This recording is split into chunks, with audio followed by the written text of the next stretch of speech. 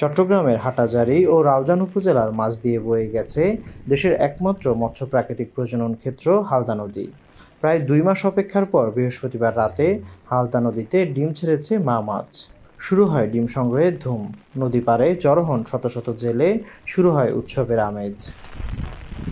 হালদা নদীর বিভিন্ন পয়েন্ট থেকে ডিম সংগ্রহ করে নির্দিষ্ট কুয়াতে রেখে পোনা উৎপাদন করবেন ডিম সংগ্রহকারীরা।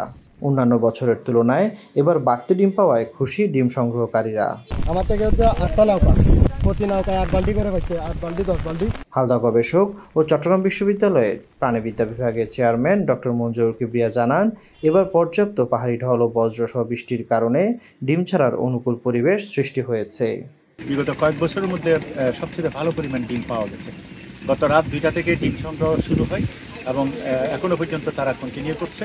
গেল বছর হালদা নদী থেকে 1680 কেজি ডিম সংগ্রহ করা হয়েছিল। এর আগের বছর সংগ্রহ করা হয় 14,664 কেজি ডিম। চলতি বছরে ডিম সংগ্রহ বাড়বে বলে আশা ডিম সংগ্রহকারীদের।